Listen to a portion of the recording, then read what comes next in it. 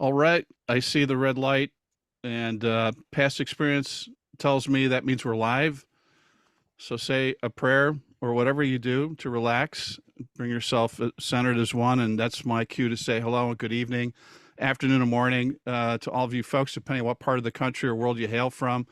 I'm your host, Steve Harkins from the Rock and Roll Channel on Talk Shop Live, and we know you've got a myriad of viewing and entertainment options, and that's why we strive to raise the bar with artist insights that you don't necessarily get anywhere else. And I got to take this moment just to throw out a special birthday shout out to our fearless leader at Talk Shop Live, the man who pulled us all together, Brian Moore. Happy birthday to you.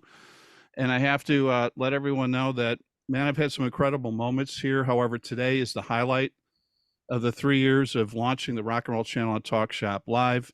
Rock and roll history before your eyes, the reunion of the legendary Alice Cooper, the Alice Cooper Group. And with that, Sam, if you would, please roll the digital.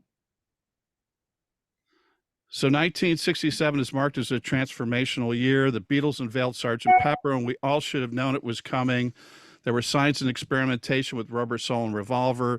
You know the rest of the story, but consider that there were no singles released from Sgt. Pepper's Lonely Hearts Club Band, the first ever relative to a Beatle record. This was a profound proclamation to artists everywhere that it's okay to experiment musically and to treat the album as a body of work, not a 33 1/3 slab of vinyl with one or two singles and filler, no killer. Yes, there were some exceptions, the Beatles being one. Great albums followed on the heels of this work of art. But to me, the fruits of artistic labor were truly released in the year of 1973. Record companies were starting to understand the business of albums, yet in several, fortunately, most cases, artists were still allowed to be creative and to push the envelope. To stand out in an artist in 1973 needed to bring your A-plus game. And even then, considering the wide spectrum of great albums and genres a music fan was faced with, I'm going to take a deep breath and see if I can get through just some of the highlights. You had Aerosmith's debut, Iggy and the Stooges' Raw Power, Deep Purple's Who Do We Think We Are, Elton John's underappreciated Don't Shoot Me, I'm Only a Piano Player. But wait, a second release, a double album entitled Goodbye Yellow Brick Road. Are you kidding me? Todd Rundgren's a True Star, Doobie Brothers, Captain and Me, Beck Bogart and the Peace, Bob Marley and the Wailers, Catch a Fire, Led Zeppelin's follow-up to Zoso, or do you call it Four? Houses of the Holy, Johnny Winter, Still Alive and Well, a great rock record, underappreciated, The Eagles, Desperado, David Bowie's Aladdin Sane, Al Green's Call Me, Seals and Crofts' Diamond Girl, Humble Pie, Eat It, a favorite of mine, Mike Oldfield's Tubular Bells, Paul Simon's There Goes Ryman Simon, Chicago 6, Queen's debut, Mott from Mott the Hoople, ZZ Top's Tres Hombres, the debut of the New York Dolls, Stevie Wonder's Inner Visions, Isley Brothers 3+3, Leonard Skinner's debut, the Rolling Stones' Goathead Soup, Marvin Gaye's, you ready for this? Let's Get It On. After the loss of two critical band members, brothers and sisters from the Allman Brothers, Frank Zappa's Overnight Sensation. Little connection there with tonight's show. Lou Reed's Berlin, also a connection there, produced by the one and only Bob Ezrin. Sinatra's Old Blue Eyes is back, not to be confused with Old Black Eyes. The band's Montrose's debut album, Montrose, Steve Miller's The Joker, The Who's Quadrophenia, Billy Joel's Piano Man, Bette Midler's debut, ELP's Brain Salad Surgery, Harry Chapin's Short Stories, Jim Croce's I Got a Name, and a little-known album entitled Dark Side of the Moon. There are two double album releases, Red and Blue, capturing a range of Beatle material from start to finish, solo records from all four Beatles this year, including two from McCartney, most noteworthy, Band on the Run, and Ringo reuniting all four members post-breakup, the only time all four were alive. Our guest tonight also released two albums, including Muscle of Love. Sounds like a musical history lesson. Steve, thanks for blowing 5 minutes of quality time when you could have been interviewing the band. But I left out several other strong albums. And how possibly could one band stand out, let alone how could one afford to own all these incredible releases? And I could tell you, fans, it was a great diet program for me. That was my lunch money and then some. The band was at a peak of all their powers. Their stage show was unparalleled to anyone amongst many musical giants. The sound stood out, difficult if not impossible to draw comparative, and they rocked with the best of them. Their material was filled with hooks. The lyrics, along with the show, outrageous, shocking, provocative. So said many back in the day. I'm talking about the Alice Cooper Group. And just over 50 years ago, they unleashed one of the great rock records of all time. Of course, I'm referring to Billion Dollar Babies. Some members of the band were known as the Earwigs. I would pay good money, by the way, for an original Earwigs T-shirt. And then is Naz. And thanks to Todd Rundgren, also a band of the same name, the guys thankfully decided on Alice Cooper, and the rest is rock and roll history. Consider this: the original group released 7 albums in 5 years, 2 in 1971, 2 in 1973. Their final performance was in 74, and it was the untimely passing of the great Glenn Buxton that brought all 4 surviving members back together for a tribute to Glenn. The new millennium has teased us with some great events in 2010, a one show, one night only with the 4 members and guitarist Steve Hunter in Phoenix. Then in 2011, the band took their long time coming rightful place in the Rock and Roll Hall of Fame. And a few months later, a one-time only performance in London and a return to recording, appearing on Alice's Welcome to My Nightmare, the number 2, also reuniting the great Bob Ezrin as producer. 2014, the great documentary Super Duper Alice Cooper, a surprise appearance one year later in Dallas at a book signing. And in 2017, saw the band reuniting on 3 tracks on Alice's Paranormal album. And this person had the privilege of reuniting the band in the same year in Nashville, a benefit entitled Rock Against Terrorism. No makeup, no costumes, no props. And folks, they killed it. It was incredibly special. And they appeared that same year later on some dates in the UK. And most recently, in 2021, Alice's album, The Great Detroit Stories, appearing on 2 tracks, including the love song, I Hate You. That one I single out because it's the first and only time all 4 band members provide lead vocals. It's a killer track. Astounding to think it's been over 50 years since we celebrated the rock masterpiece, Billion Dollar Babies. And today we welcome the 3 LP vinyl set, the $1 Trillion Edition, brilliant packaging from the snakeskin textured wallet cover to the replicated $1 billion bill booklet with incredible reminiscence from the band members and Bob Ezrin. Track by track, you get 10 original songs, newly remastered, sounding better than ever. Number 1 album. That was a joke. Sorry. I hear the deafening silence. Number 1 album in both the UK and the US. Live performances in Texas on their 1973 tour, including 8 songs of the 10 from Billion Dollar Babies, 5 other classics. You'll also receive outtakes, single remixes, the ultimate collection on one of rock's all-time great albums. And as an exclusive offer on the Rock and Roll channel, purchase the $1 Trillion Deluxe set. You'll receive a specially designed 12 by 12 litho, personally signed by Alice, Michael, and Dennis and Neal. Extremely limited, so hit that buy button. The set's officially released this Friday, March 8th. However, Rock and Roll Channel fans on TalkShopLive can order their copies right here, right now. Just hit the buy button. The rest is quick, easy, and pain-free. Unlike, unfortunately, the subtle arthritic conditions these 4 gentlemen will suffer signing these copies for you. A legendary Alice Cooper and the group, the singer himself, Rock and Roll Hall of Famers, are greatly appreciative when you step up and show that you appreciate their works of art. And there's nothing else that says that than by owning their great masterpieces such as this set.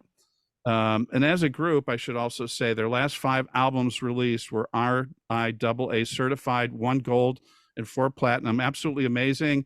And with that, ladies and gentlemen, we're honored to have them here together on the Rock and Roll Hall of Fame. Live from Arizona, we have Alice Cooper, Michael Bruce, and Neal Smith. And from the Hartford Correctional Center in Connecticut, we have Dennis Dunaway. Please welcome Rock and Roll Hall of Famers, Alice Cooper.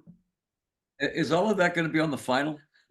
Yeah, all I could tell you is, guys, we only have like about 5 minutes left. I'm so sorry about that. Forgive me. Thanks for being here, man. Congratulations. It's astounding to think it's been 50 years. Yeah. Alice?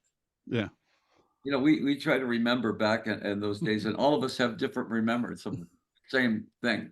You know, I mean, I remember parts of recording it. Yeah. and tonight, the rest you can make up. Neal? We did a lot of the recording in London, and you know, people were showing up. Keith Moon showed up, and T-Rex showed up, and Harry Nilsson, and we have no idea at this point where they played on the album. We know Yeah. they played on the album, we just don't know where. Yeah. For the record, and it's kind of like this was 3 stages, wasn't it? So Connecticut, you laid down some of the tracks, then We you had went to the London. record plant mobile unit came out from New York and recorded some of the tracks in at the Galicia estate. Jack Douglas. And in the ballroom, like Sick Thing, I had the roadies built, it was like a 20-foot stage that they put my drums on, and the effects on those drums on that song are not from digital. They were actually the room had 40-foot ceilings. Still one of the biggest. I was in real estate business for over 30 years and never saw a room this big in all the thousands of houses I looked at in Connecticut. And there were microphones all over that room, the ballroom, and that was an amazing thing to do. That was one of the special things that we did. And that album just is, we had the money at that time to do whatever we wanted. Yeah. Yeah. So unlike most studios that have like a couple of different rooms where different artists might be working at the same time, and then they might have a little isolation booth here and there. Because we were in this Galicia estate, there were so many options for acoustic rooms, from the room Neal was just talking about to a solarium that had a marble floor and a giant glass ceiling, and then an intimate wooden bathroom, which if you had to go in there to actually use it for what it was designed for, you had to make sure all the microphones were shut off or they would hear you in the truck. Michael, how do you remember it? We were busy. Jack Douglas he was in the mobile unit recording, and I got to go out and talk with him during that. It was pretty interesting. It was a lot of fun. Recording out the Galicia estate, because like Dennis said, the acoustics were pretty amazing out there. There was this one room that had a bunch of holes in it. I think it had a copper ceiling, and isn't that where you practice throwing your drumsticks? Rehearsal studio. Well, there were also outdoor, there were like marble statues. Yeah. And Neal and Glenn and he had a German Luger, and we would like, I remember Neal blowing the head off of one of those things. It gets So you boring. didn't get the deposit back, did you? Stuff to do For the with place. Remember, we didn't exactly fit in Greenwich, Connecticut, It was more like the landlord sent his guys out to threaten to break our knees. Yeah, right. Well, the anticipation of this album, when it was released, was exceptionally high. I mean, you guys had an incredible run in such a short period of time, which is, again, just unbelievable. I mean, Love It to Death was the cornerstone, right? The turning point, School's Out, and Killer. It all seemed like natural progressions, but man, a leap from those great albums was made with Billion Dollar Babies. I mean, it really seemed like you guys just took it to a whole nother level. And, particularly the four of you were at the top of your game. I mean, in terms of musicians. Nobody expected School's Out to be as big as it was. I mean, we knew it was a really good record. That was the only record I was ever sure of. Yeah. I said, if this isn't a hit, then we need to go sell shoes somewhere. So when that became a hit, and then the album was huge everywhere in the world, then where do you go from there? And Yeah. Billion Babies just kind of sprouted out of that and went to number one. School's Out was number two, and that went to number one. Incredible. And starting with Neal. Oh, sorry, good. Michael, you were going to say something? You were right about when you see number one, that's incredible, but all the artists behind us, I mean, that's a monumental. We apologize to them. We went around, Yeah. there's the Beatles, and there's the Stones, and it doesn't make you egotistical. It humbles you, because you look at all these guys that you listen to learn how to play, and we're calling them up saying, "Hey, we're sorry, we're number one," and we should be under you. So And I wasn't big. Well, yeah, go ahead, that Dennis. list was so extensive. All of those great albums. I have most of them still. So do I. I had forgotten that Bob Marley was in there. Yeah, what you guys forget was that, I was in that ideal demographic, right? Raging hormones, teenager. So from teenagers to young adults, man, that year sunk us from, low income to poverty level, I mean, all of us, because I mean, it was just some amazing music. And again, for you guys to stand out. We appreciated you spending all that money so so I could afford my Rolls Royce. I appreciated that. I'm here for you, Neal. And Absolutely. you know You're what? welcome. Idea You know being- what? His Rolls Royce needs a tune-up, so buy this new one too. There you go. There you go. That's a You know go. We're what? providing a The good whole- service here this evening. The whole idea behind $1 Billion Babies was us making fun of ourselves. Yeah. You know, we were the band that weren't supposed to even be around. I mean, we Right. weren't have any hits at all. And here we are, we're on our 5th or 6th top 40 hit. And, we said, how could we be $1 Billion Babies? I mean, we were making fun of calling ourselves that, knowing that we weren't, Yeah. It's incredible. It's incredible. I mean, just to kind of drill it down, we're starting with Neal. I mean, there's wonderful drum fills and accents underneath the band. I mean, parts that uniquely color the song without turning it into, like a percussion seminar. I mean, you have some very unique parts, I think, that are understated. I don't think you get enough credit necessarily as a drummer, because there's some actual hooks, percussive hooks, in what you provide in the song that serve it, as opposed to, overstepping. And just felt like, particularly with this album, boy, if you could separate the tracks, it would be a great exercise to hear, because all of you guys, I mean, delivered just some amazing parts.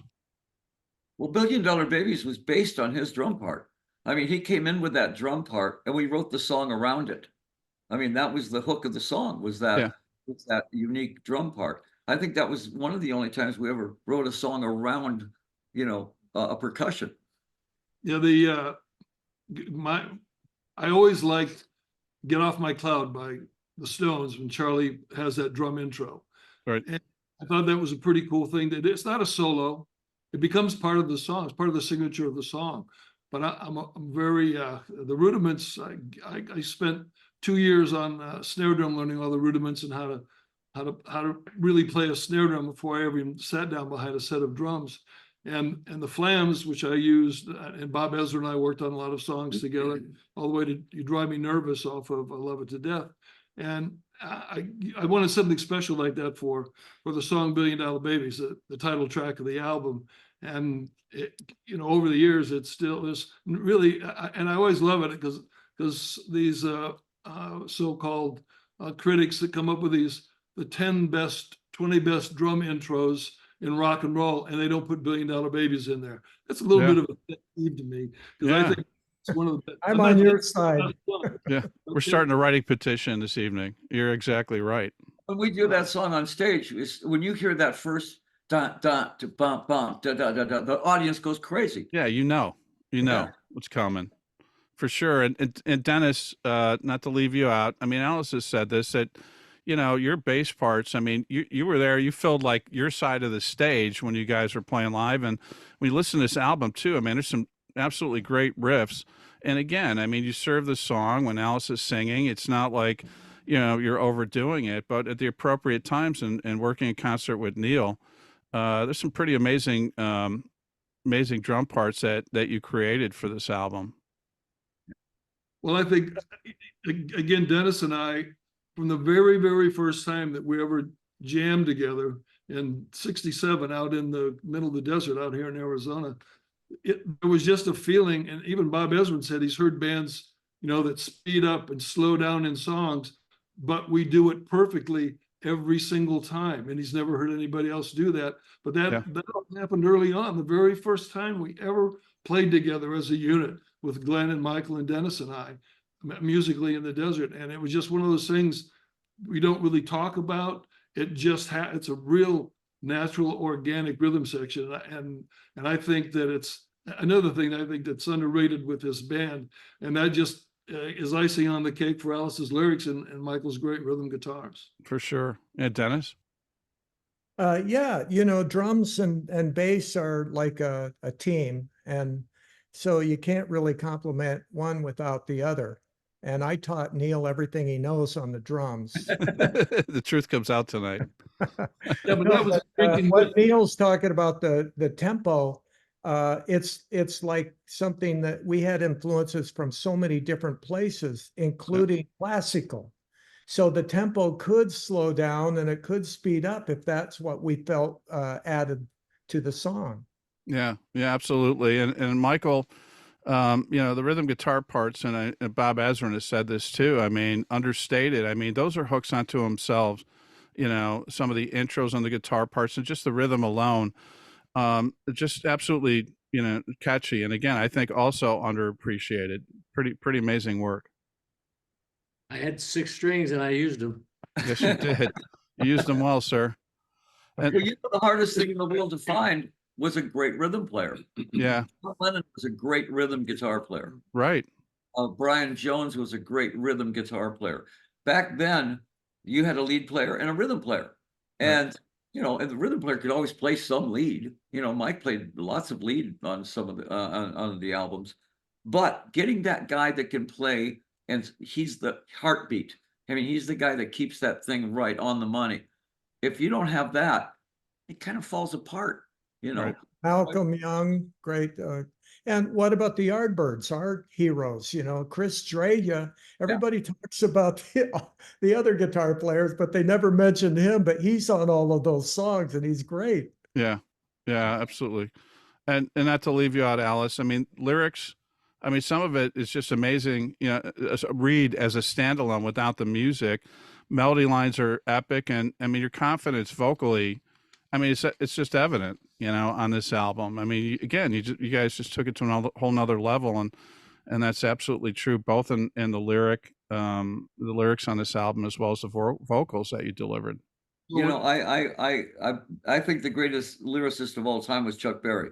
Yeah. Because he could tell you a story in 3 minutes. Yeah. Syncopated. Yeah. And he would make up his own words. He'd say, "Don't give me no botheration," because the coolerator was, and I go, "What?" Coolerator. But I mean, I learned how to tell a story in 3 minutes by listening to Chuck Berry. So you write your punchline first and work backwards and build up to the punchline, Yeah. And you've also cited some pretty amazing lyricists as well that you've studied, from like Dylan, for example. Yeah.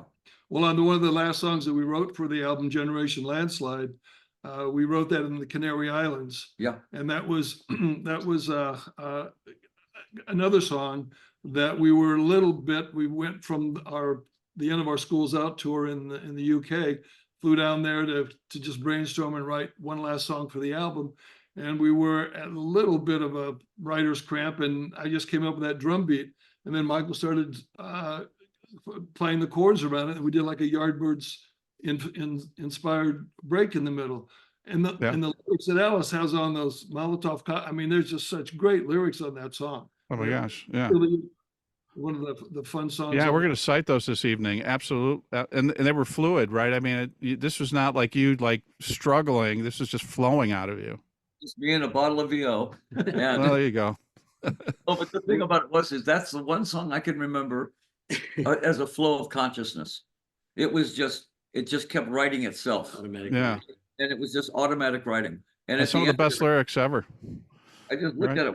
That's pretty cool, but I mean, Yeah, and all the time we were sick, remember, we all kind of got colds and we had to go somewhere to dry out. And it was Canary Yeah, but that Islands. was part of the fun of it. I mean, not only, Michael coming in with these great songs, and then we're in rehearsal, and Alice just starts putting these lyrics together on it, and you do feel like there is something happening, some great chemistry.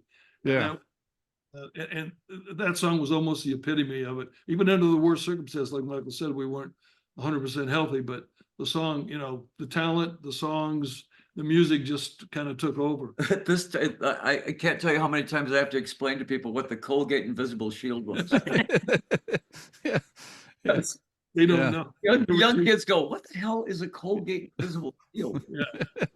It's absolutely great. It's classic. The boomers know, though.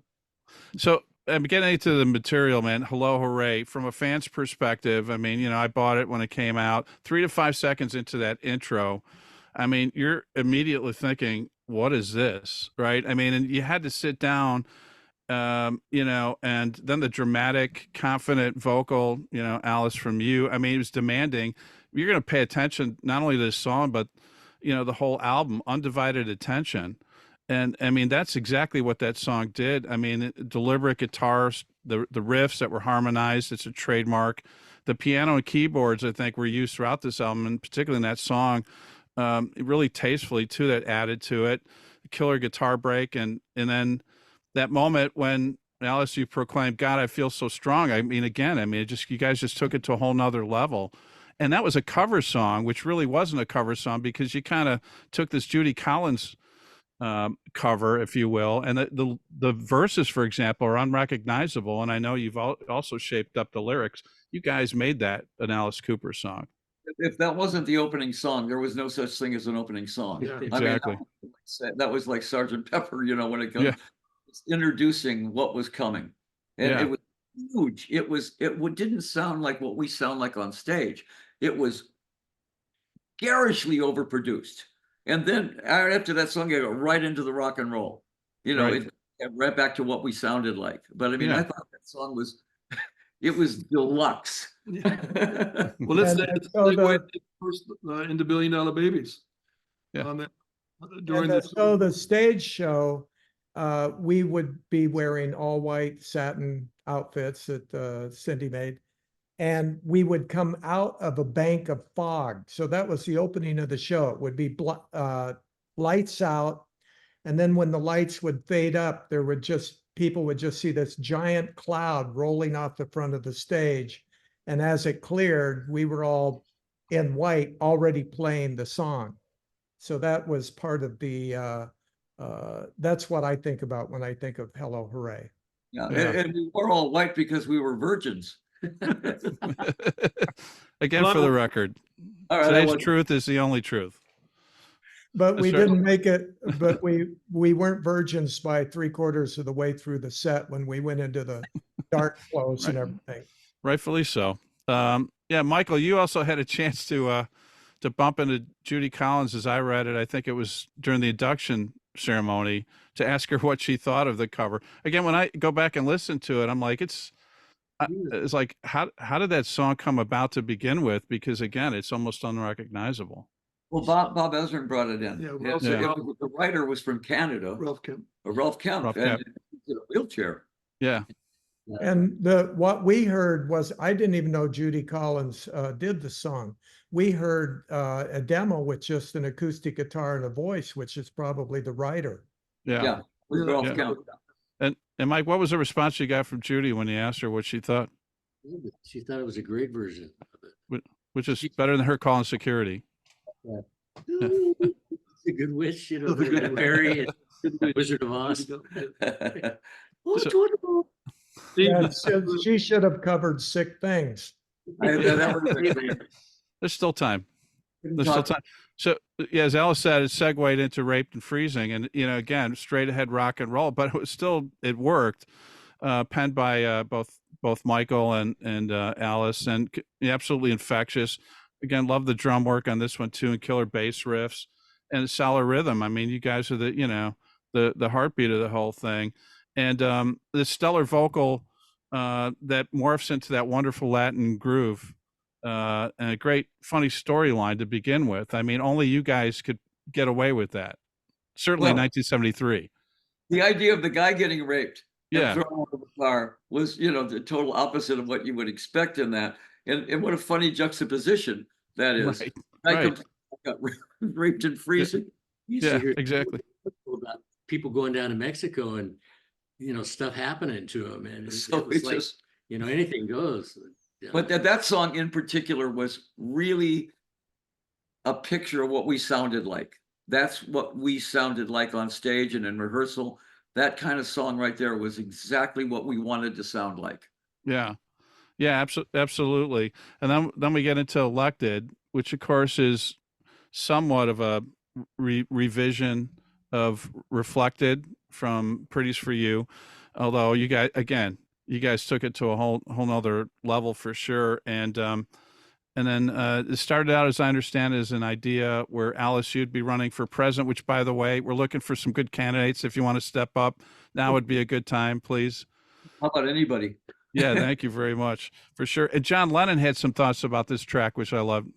John Lennon used to come to the office in New York City Yeah, on the 13th Street, and he would come in and he'd listen to the acetate, and then he would leave. And he'd come back the next day and he'd listen to the acetate. And then the third day I'm walking in and he said, I love the record, man. I love it. And then I got to the door, he goes, Paul would have done it better. I said, Bob, yeah. But Bob, Bob, a lot of that big production at the end of that, that's all Ezrin's, whole thing. I mean, that song was magnificent when it came to what it is. And it was a total satire on, we were not being political at all. Right. We hate politics. This band hated politics. Right. So it was us taking a pot shot at it. And it became #1 in England. I mean, this song was a huge, huge hit. Yeah, and when you consider, well, how do you top, Schools Out? And I can't say you top it, but I mean, this is just as strong. I mean, it's just an incredible anthem that, again, the whole album, I mean, just stands the test of time, which is something to be said 50 years later. So on Elected, Alice had mentioned that Schools Out was the one song that felt like we knew that it was going to be a hit. Other ones is like, I wasn't so sure, but I was wrong. Yeah. But when we were at the Gillespie Estate recording Elected, I just remember we'd done a few takes and now we snuck up on, we knew exactly what the feel and everything, we were locked in. And so we laid down the track, and when it got to the ending part where the bass is doing the cascading part and the guitars are doing these majestic chords and everything, I felt like, okay, this one sounds like a hit too. Yeah. I mean, the whole thing stands up for sure. Hey, I'm going to just reach out to some of the fans that are here, if that's okay. Kenny calls you guys a great rock and roll band in the world, the original Alice Cooper group. So many people are excited. We got Joey, Vanessa, Kate, Edwards, Sticky Sweet Suckers, and the Halloween Air, just for starters. Great line. I need a t-shirt with that on there for sure. We could sell a few of those. Kate's saying the reissue looks stunning. Yeah, we're going to have a little unveiling, I think, perhaps shortly. Bina absolutely bowing to you guys, calling you guys legends. Edward says, brings it back to my freshman year in high school. And that's a wonderful thing about great music for those of us that experienced it when it first came out, is you put it back on even 50 years later. I think it's what keeps a lot of us youthful, right? It just takes you back to that time as well. Well, music, when you think of it, Rolling Stones and the Beatles, that's a soundtrack for your life. That's right. You remember what car you were driving when that album came out, or what the song came out, when the Stones came out. Oh yeah, I remember that. What girl I was going out with at that time. So it really is. If you do 30 albums, it's a soundtrack for people's lives. It's so true. And you know what, too? I mean, we touched on it, but especially in this day and age, I mean, it's one of the only common threads that we have. I think religion in some cases help, in some cases it depends. But I mean, music is a common thread that brings everybody together. And Allison, you're still doing major tours, and whether it's outdoors or under a roof, and you're doing a big arena, you've got people of different persuasions, different beliefs, different political affiliations, and everyone coexists as one. That's the power of music. Yeah, it's really true. It's sort of like our object was to make people forget about politics. I always thought rock and roll was a relief from everyday life, a relief from politics, a relief from who cares? I don't care about this and that and this. Just, when my mom and dad would talk about politics, I'd go and put the Yardbirds on at full blast, because I just care. And that held over. I still don't. I hear you. I completely. You've elected too. Yeah. I don't care. You can write in on the ballot for sure. So, hey, today, I'm going to be a lead singer. That's right. So listen, this might be your cue, guys, but we're welcoming the 3LP vinyl set, the $1 Trillion edition. Look at that. The lovely and talented Alice Cooper modeling that for us. Vanna White, time to retire. Be careful with that. That should be a switchblade, guys.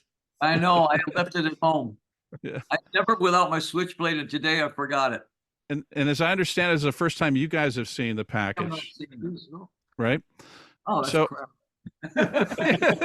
No refunds, folks. Okay, thank you. Good night. No. Oh, man.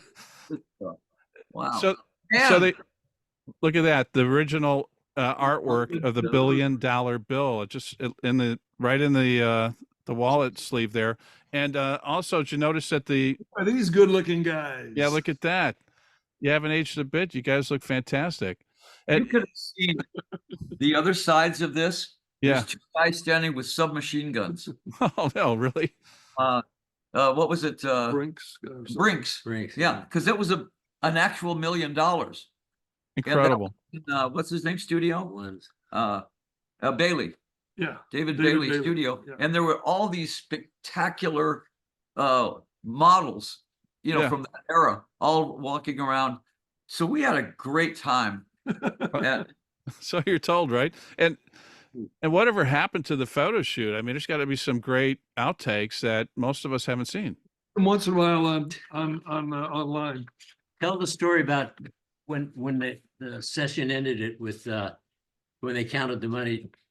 Remember that, Dennis? Yeah, so most of the money was bundled up, which was good because that helped us get away with being able to photograph money, which was illegal back then. That's right. So it wasn't a photograph of the full bill, but we did decide we wanted to throw some up in the air and have them floating down in the photograph. So they unbundled one. And at the end, these guys had to count everything before we left. Well, Yeah. the ones that were bundled were easy to count, but the one that was unbundled, they came up $20 short. Yeah. We're all thinking, we know who probably swiped it. You know? if And, anybody selected it, I it was don't know, Glenn Pocket. there's a discrepancy, you know. I don't know if Glenn actually found it up in the glass thing on the ceiling, the light, Yeah. or if he finally fessed up and pulled it out of his belt and pretended he found it up there. Yeah. Yeah. Yeah, Glenn told me, because when we knew, you know, he admitted that he took it. He goes, he just said, it's my freaking money. Like, $20. I'm not going to miss that. getting upset that there's $20 missing from $1 million. I was actually surprised he didn't take more than Yeah, that. well, that's Yeah, okay. exactly. It's confounding that he only took 20. The thing is, so getting that much American cash in London on a Sunday Yeah. was a phenomenal feat. Well, they had to fly it over. Shep said that they flew it over in an airplane. That's where the guards came from. Amazing. Yeah. Couldn't fly in the UK. Yeah, absolutely amazing. And so what 73 was a lot of money. I mean, absolutely. that was, right? At least, yeah. You account for inflation and 50 years later. Yeah. Yeah, no question about it. And so what you just saw unveiled is 3 LP vinyl set. The actual album cover is replicated where it's a simulated snakeskin wallet. It's like the China. Yeah. See that? They spared no expense. And with that, we get the 10 original songs newly remastered, sounding better than ever. And again, this was a #1 album, both in the US and in the UK. We also have live performances in Texas. I believe it was Houston on the 1973 tour. And you get 8 of the 10 songs from $1 Billion Babies live performed, which is pretty amazing. And also 5 other classics. You receive outtakes and single remixes as well. And you'll also get a specially designed 12x12 litho. Some of you were asking. This was created by the record company in keeping with the $1 Billion Baby theme. And these gentlemen have been gracious enough to agree to personally sign a limited amount. So it's officially released this Friday, March 1st. Just hit the buy button. The rest is quick, easy, and pain-free. And thanks for your support of the band. So $1 Billion Babies from Alice, Michael, and one Reggie Vincent. The opening hook, the drum intro using Flam's trademark, unmistakable. The theme is, as you said, Alice, was you guys poking fun at yourselves. And again, man, you guys firing on all, on all cylinders. But, as a fan, when you first looked at it and you said, guest vocalist Donovan, you thought, well, that's like the most impossible pairing. It makes absolutely no sense whatsoever. But when you hear them, and you guys interchanging, vocal parts, he's a perfect counterpoint to your credit. He was in the other studio and in London. And we just sat there and we said, it'll be great if we had the guy doing the British accent, and then he said, Donovan's in the next studio. Yeah. We went in there, and I said, Donovan, you need to be on a rock and roll record. Did you say that? And he had the most fun. Every time I see Donovan, he talks about how much fun and that he was so happy to be on that, on that record doing his, we go dancing nightly in the attic. Yeah, It was it's so perfect. great, Yeah. but it was perfect for the song. He's still Absolutely. looking for his money for that. Yeah. For doing that though. We're going to pay him. Also, Checks in the mail. also his scream, $20. you never heard him do a scream like that. No, None of his records have him singing like that. Yeah, and that range was it's blood curdling almost. Yeah, it was amazing. Pretty incredible for sure. Unfinished Suite. Love this track. I mean, 6 years ago, I was in Dallas and I was actually getting my daughter acclimated her first job. And I walked into we saw this bar. It was called the Double Wide. It was a simulated trailer with like a simulated funnel cloud. And we came in there and the slogan was drinks that hit harder than dead. So I go, wow, this is talk about woke free environment. And they're playing in the bar, cranked up Unfinished Suite, 40 years plus years after the album. I mean, I did not see that coming, swear to God. And, and I said, well, this is a place I'm going to spend a little time in for sure. And, and I have to say, I mean, it's just like you guys, picked the perfect foil. I think, Alice, this was like a phobia of yours. And in 1973, going to the dentist, these were like hand cranks they were using on you. I mean, it's not like modern technology today.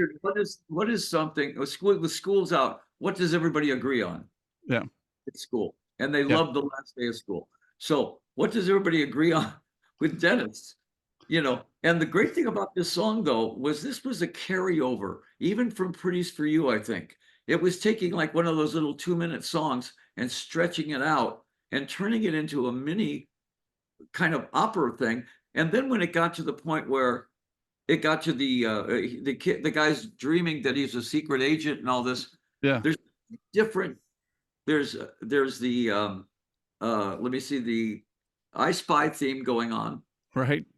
There's the James Bond theme going on, and I think the other one was Man from U.N.C.L.E. or something that going on underneath it with guitars. Brilliant. Together. Yeah. And so it was like anybody thinks, wait a minute, what was that? It was like an Spy audio hallucination, Yeah. So also, we had mentioned that Keith Moon and Harry Nielsen were showing up, and they were bursting in the studio drunk and knocking things over and interrupting the whole session. At one point, Harry Nielsen had even walked in the control room and fallen backwards onto the control board and messed up all the dials. But so the middle part of Unfinished Suite, I'm doing this bass thing with the bass wah-wah fuzz thing. Right. And I'm in the middle of that, and all I could think of is, geez, I hope those guys don't come in and spoil this because I'm on a Underappreciated classic Alice Cooper track in my book for sure. And and then right through the ending, again, man, I'm holding my molars just thinking about it. And then we go into No More Mr. Nice Guy, written by Alice and Michael. Killer guitar opening again, just a hook unto itself.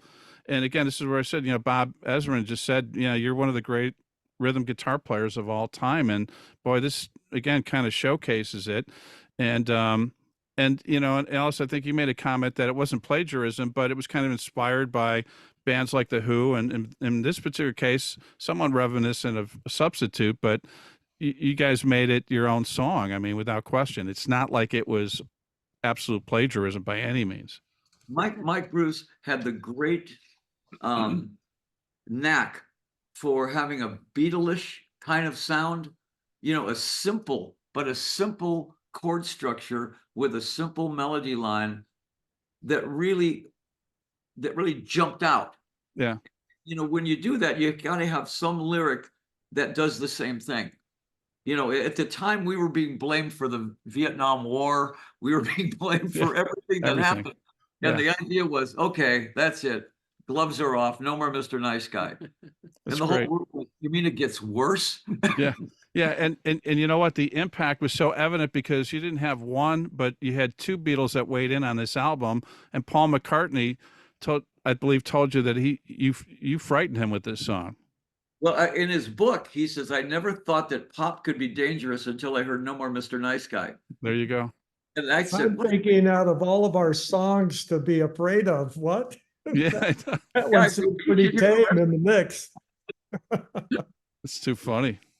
Generation Landslide, man. Credit to, all five of you guys, man. Love the wonderful intro. Lyrics, we talked about, brilliant track. This one is so much to offer. This probably is one of the great Alice Cooper tracks that, again, is underappreciated. Please clean your plate clear, dear, the Lord above can see you. Don't you know people are starving in Korea? Alcohol, razor blades, and poison, the needles, kindergarten people, they use them, they need them. The overindulgent machines were their children. There wasn't a way down on earth here to cool them because they look just like the humans at Kresge's and Woolworths, but decadent brains were at work to destroy. I continue. Brats and battalions were ruling the streets saying Generation Landslide, close the gap between them. And I could go on. I mean, the whole song is just a masterpiece lyrically. And again, this just was flowing out of you like you were a vessel, right? I mean, where this magic came out of you. it really was. It was that was one of the easiest songs to write because it just flowed. It just, for some reason. I had a theory. So Yeah. when we decided to go, I remember David Lieber wanted to go to, not Lebanon, Amsterdam. somewhere. And so it's quiet there, Canary Islands. It'll be, you guys can get some rest and get better, right? So we go to this hotel, right? And the people aren't there yet. They're hiring people and whatnot. And so, oh, this is great. We were rehearsing upstairs. The next morning, what do we hear? Like 6 a.m. They're putting the roof on the place. We're like, It was a brand new hotel. They Hotel. were still working on it. Oh, where do you hear that? And that's probably what drove you to like stay back. We were the first people to stay there. And I remember the car pulls up and it's lit up. It's right on the beach and where we're Canary Islands, Grand Yeah. Canary Islands. And I remember these young bellhops with the round red caps and everything. They're Yeah. leaning out and looking, and then they stand at attention. Oh, here they come. We didn't realize. We got in there and said, oh, okay, where's my room key? And they're like, take any room. We're like, what? You don't get a key? We were the first people to ever stay there. You broke it in. Glenn gets out of the car and goes, where's all the canaries? It's too funny. And, Alice too, standout harp playing. And you know what? I think one thing that you need to do more of, we need like a blues harmonica record for you because you're a heck of a harp player. I learned listening. We did a lot of Yardbirds. Yeah. Playing bars 4 hours a night, and I had to learn how to play because we were doing, Paul Butterfield stuff. We were Right. doing Yardbird stuff. And a Rascals. lot of the blues stuff, people don't Rascals. understand the fact that we started this band. We were a pretty good blues band. I mean, we could play blues all night. And that's the basis for rock and roll to start with. Mhm. And then we took it, somewhere. So I had to learn how to play harp, and it just came easy to me for some reason. Yeah. It really stood out on that track for sure. Then Six Things, we now we morph into the serious stuff for sure. This is Michael, Alice, and Bob composed this. And you said, okay, now we got to really got to set out to frighten people. And this is a case study where you guys absolutely nailed it. I mean, the vocals send chills down one's spine for sure. I mean, and wonderful bass to complement the track as well. The drum backdrop is the foundation of it. And if I have this right, there maybe it originally was intended to have guitars in there, but the guitars were stripped. I mean, really, there was a powerful brass arrangement, which was unique and unusual, and it absolutely worked. Yeah, that song was that was pure Alice Cooper. That Yeah. was stuff that really, drove the reputation for Alice Cooper, was a song like that. I always wanted to add one really good ballad, and Mike would come up with things like that. And then we always wanted to have 2 or 3 really creepy songs that you would want to not listen to by yourself at night, you Right. know? And I think one of the things that made the group unique was that we kept creating what Alice Cooper was all the time with the dark side, but we were still able to have songs like School's Out, Yep. Under My Wheels, and No More Musicality, more pop songs. Right. And that's a real tough line to walk on Yeah. when you're trying to accomplish both. And that's the pure Getting chemistry hung every night. of us and Bob Ezrin Yeah, to you're right. pull that off. And not a lot, there's been bands that have been dark, but they don't really have a hit. I love the Plasmatics. I played on their second album with them, great band, but they never were able to put a hit song together. Yeah, master songwriting. Do it and then keep who we were as a band, Alice Cooper. We were able to keep that real dark side that nobody had ever even, maybe they scratched the surface with a few songs in the past, but not to really, just And make it go crazy. And also, we had this concept that everybody would put us down for in the early days, that if you want to hear the record, if you want to go to a concert and listen to the band sound just like the record, you might as well stay home.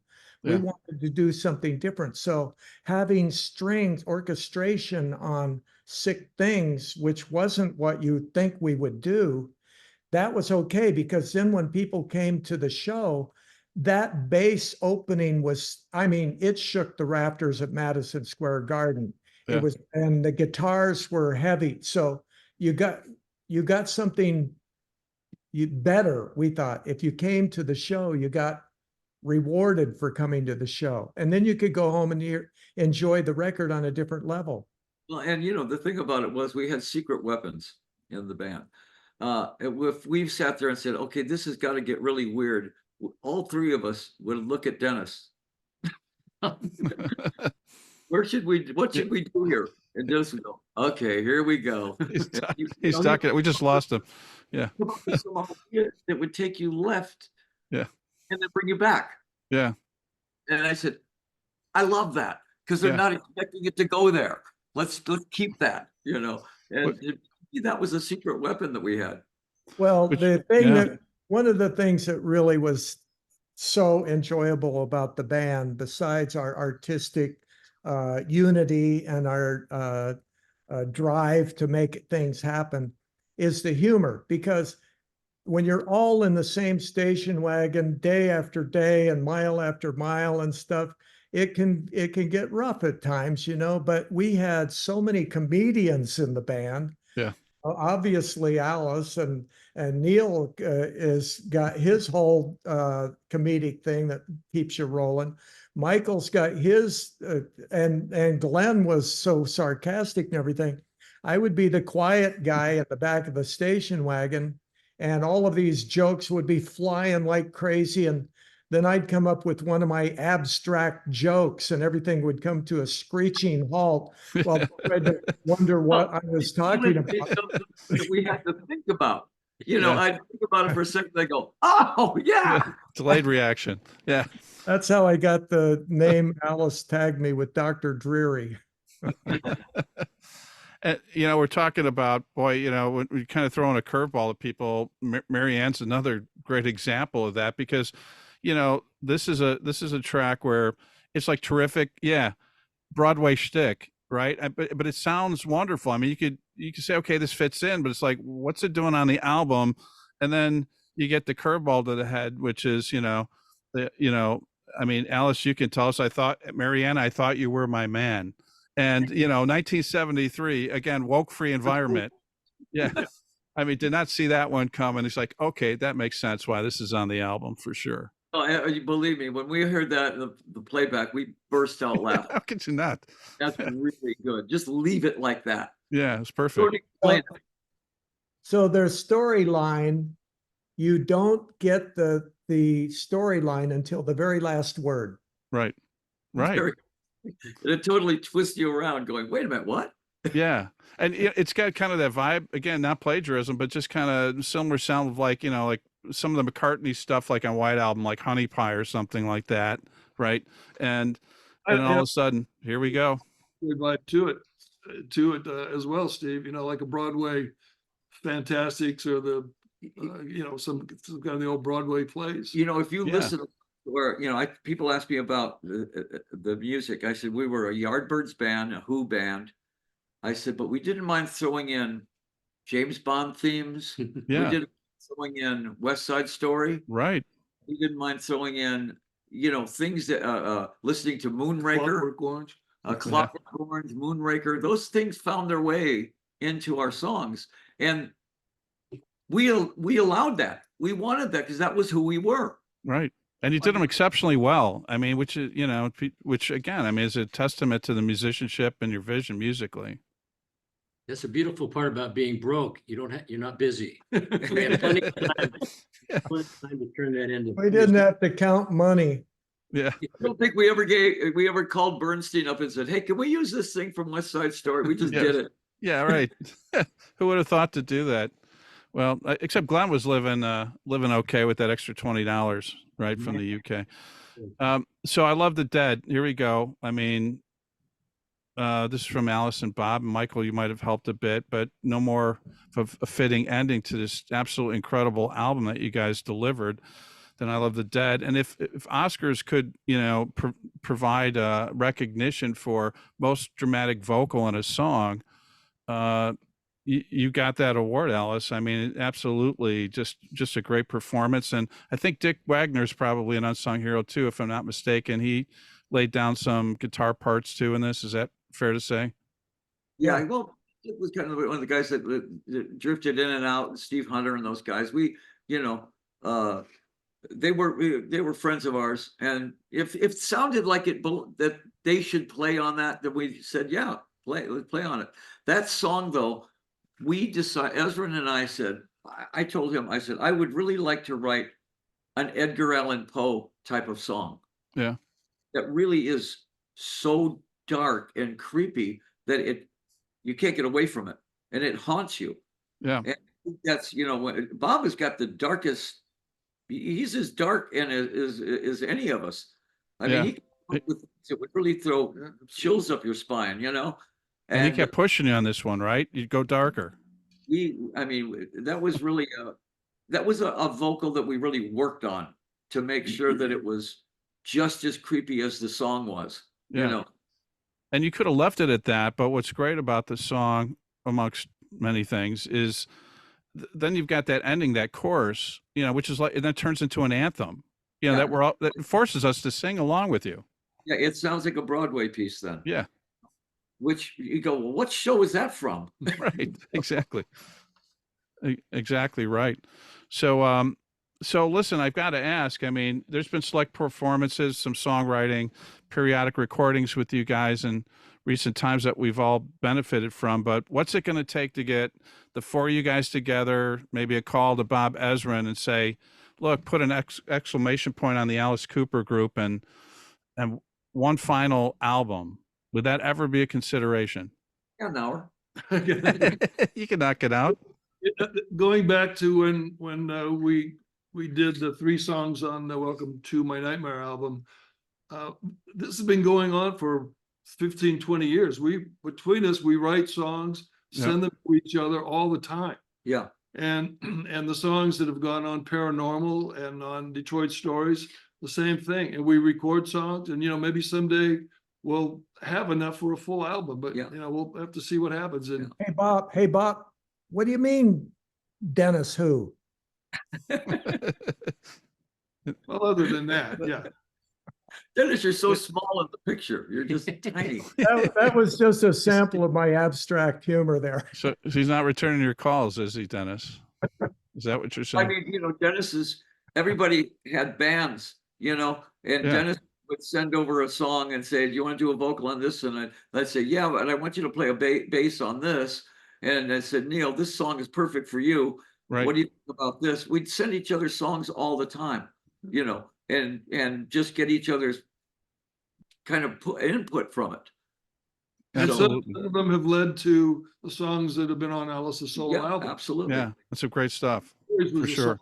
song Alice and I have been working on for this since 2015. Yeah. And it developed over time. And then we said, yeah, let's put it on. And it was one of the, songs on Detroit Stories. That song I did for Deuce Coupe, Dennis, is still one of my favorite songs. Yeah. That Yeah. was really a cool song. Yeah. Oh, For sure. Hallow's Grave. Hallow's Grave is great. Yeah. Well, The we'll take song that has the anything you title. throw our way. We're happy. We're happy, whether it's a single song, whatever it is. And Dennis, don't worry. But one day Bob will return your calls. I have it on good authority. Steve, let's put it this way. If anything, happens, you'll be the first to know. All right. Right. All right, fair enough. I'll take that for sure. And before we let you guys go, we'd like to thank all the fans for being here. Remind them again, it's a 50th anniversary release on Rhino Records, and this is the $1 trillion edition. And you saw the unveiling from the band themselves. I thought they were going to ask for a return, and then they warmed up to it. Turns out it's a great package, folks. 10 original songs remastered. Sounds amazing. You also get these live performances from the 1973 tour, from the Houston, Texas performance. And there's 8 of the 10 songs from the $1 Billion Babies performed live, 5 other classics. Also outtakes, single remixes. And as a special, super fortunate to offer this to everyone, especially designed 12 by 12 litho, signed by Alice, Michael, Dennis, and Neal. Extremely limited. And the set comes out this Friday, March 5th. Just hit the buy button. You can purchase it now. And there's no greater way to say how much you appreciate the work that these guys do, and a body of work. We're not talking about songs that you hear on streaming. We're talking about, this was a complete album. Started out with some ideas, and it's just absolutely cohesive and one of the all-time great rock records of all time. And I also want to say thanks to Jen Welski, who helped with our preparation, and she was responsible for the liner notes. One of the first women rock journalists from the 70s, by the way, co-founder of Cream, and interviewed the band. And just the booklet that's inserted here is an amazing walkthrough as far as the reminiscence of all of the guys, as well as Bob. I also want to thank Shep Gordon, wishing him all the best. Special shout out, because he makes me say this, to the one and only Toby Mamus, and without whom this would not have happened. Thank you, Toby. And I appreciate, he does take my calls, Dennis, by the way, although he may stop after this. Also singling out the amazing Royal Momberger from Rhino, who helped drive this through, and everyone at Rhino, including Alicia Yaffe, Brian, Tina, Joe, Christina, Jenny, Kate, Tony, Gina, Omar, and behind the scenes today, Sam from TalkShopLive, and the folks at AMS for fulfilling your support. But most importantly, to Alice Cooper, Michael Bruce, Dennis Dunaway, and Neal Smith, and in love and the spirit, the great Glenn Buxton. Thanks, you guys, for being so generous with your time tonight, and also for sharing your musical gifts. Boy, it's really meant a lot to all of us fans. Congratulations on this great package. And before we part company, any last words you'd like to leave with your fans out there? Operators are standing by. There you go. Nicely said, Michael. Honestly, I think I can speak for the whole band in saying, there was some place on this album where we should have said, this album is dedicated to Glenn Buxton. Glenn was the most irreplaceable guitar player on the planet, and the most irreplaceable personality.